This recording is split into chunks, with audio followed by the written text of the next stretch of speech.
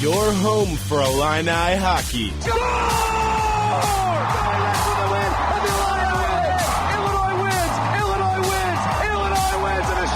WPGU 107.1.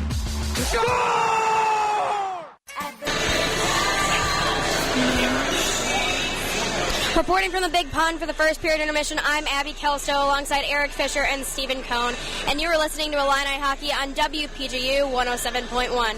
So the Illini have the momentum going into the second with 2-1 lead. What do they need to keep Michigan State out these next two periods? So Illinois is just kind of keep doing what they're doing that first period, really avoiding too many penalties by them. That discipline's really extending from last night to tonight as well, and that's a big difference from Thursday. Keep that up, and this shouldn't be much of a struggle for Illinois in the second and third. Yeah, much going on with Steven said. Defense leads the offense, and that's what's giving Illinois the 2-1 lead so far. Michigan State's goalie Patrick Hodeman starts at his first collegiate game tonight. How do you think he has done over the first period? He's been playing pretty conservative from what I've seen. He's been staying in between the lines for the most part, and he hasn't really been playing very aggressive, trying to control rebounds. He's just been letting them bounce right off his pads. Yeah, no, I'll give him the credit. Like, this is not there's not many people here tonight, so it's not as rowdy as it could be, per se, inside the Big Pond. But I feel like he was a little rattled after that first goal, and that's why you saw 5 minutes later the Illini come back with a second goal. So I think you just got to improve on his composure in the second and third. Absolutely, and on the other side for the Illini goalie, as seen yesterday, Zev Grummett-Morris plays hard and plays smart, but I did watch him lose track of the puck a few times yesterday.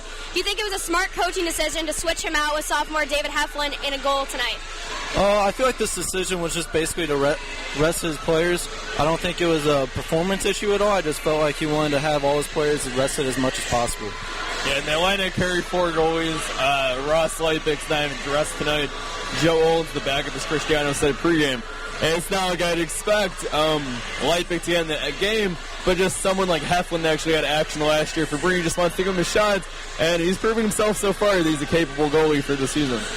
Staying on the topic of defense, Opelka has had several shots on goal this period. As a defenseman, that is a fantastic quality to have.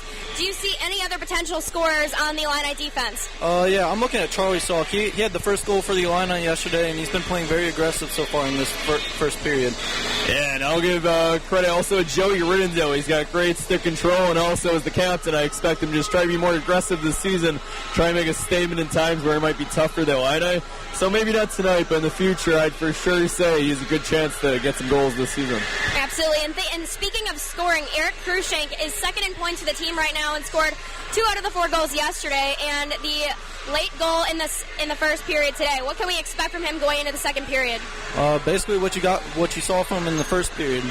He's one of those guys that's always around the puck, and when that happens, goals are going to happen coming his way. He's a great player. He's on that scoring line. It's not the top line today with McGing and Powell or whoever that third guy is going to be, but he's a great center, great scoring ability, and he had a great year last year, and he's extending that this year, even though he's not one of the captains. I absolutely agree. Another thing that I saw that made him kind of stand out, too, was his composure. He had an attempt to get into a potential fight this evening, and he did hold his composure impressively well. And on top of that, another standout player for this evening and all of last year is a leading scorer, James McGing. What has he done this season to showcase his talent? He's just shown how far ahead of the rest of the pack he is, considering his stick handling and his skating ability. He could basically get past any defenseman on the ice. It's just whether or not he tries to do too much while doing it. And you summed up great, so I'm just going to give more of a fun fact. He spells his last name McGing, which is how I'd expect someone like McGing to spell their last name, but the G is not capitalized. So it's not like McDonald's where the D's capitalized. It's just McGing, and that's a cool last name, so I don't know. Thank you, Stephen. As we both have gotten a feel of the game of these two teams in the first period, with Michigan State getting the first goal and the Illini soon after gaining their own goal in the power play, who is going to score starting out the second period? I feel like Illinois is going to keep carrying this momentum, and this game might get a little ugly, maybe a 4-1 goal differential by the end of the third. Yeah, I don't want to say that we might see someone like Luzinski again tonight, but if this gets a little out of hand, I think at some point Jim Martin's got to take out Hodeman. And if the Illini get going, because I don't see how they stop at this point. The momentum's all on their side. 4 straight goals, 5 straight goals going back to yesterday. No, just kidding. They gave a goal today already. So, yeah, 5 of the last 6 goals in this series the Illini have scored. That's not stopping now. Do you think that this next period is going to contain a lot of players getting scrappy? Because the Illini have been known for their aggressiveness on the ice. Yeah, the Illini never back down when it comes to physicality. And if this game does get ugly, Michigan State's going to return the favor, and it's going to get a little chippy out there. Yeah, Michigan State's got nothing to lose. They weren't that great last year in their conference. They're a D2 club. I don't know. They're not looking that great this year either. It looks like they're going to drop their first two games to Illinois. They're a great opponent, obviously, Illinois.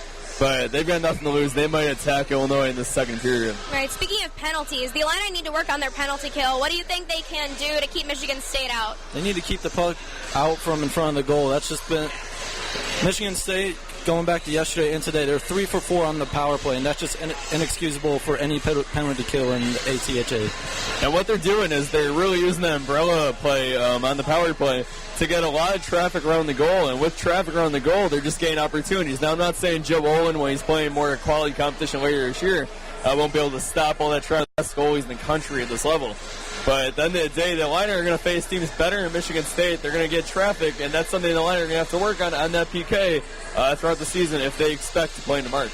And, Stephen, you did say that Michigan State was a decently worthy opponent of the Illini. What do you think that Michigan State has over the Illini? Like, I felt that when they were winning yesterday 2-1 and when they were up 1-0 today.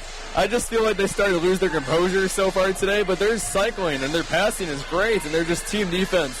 And those are things that Illinois can really stress on themselves, that they can probably be better in Michigan State at a lot of these aspects, but Michigan State out of the gun this year, off to a great start with that, especially team defense, and that's what they need when their starting goalie Joe Olin's not going to be playing.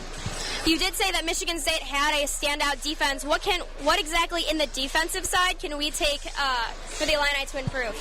I think more anticipation. When you have a guy like Joe Olin, when I talked to some guys like Eric Cruikshank a few weeks ago, he said that what the great thing about Joe is that Joe is the defense sometimes. Like when the rest of the team's not playing so well, Joe Olin's always going to keep you in the game. When Joe's not in the game, like anticipation for the rest of the team.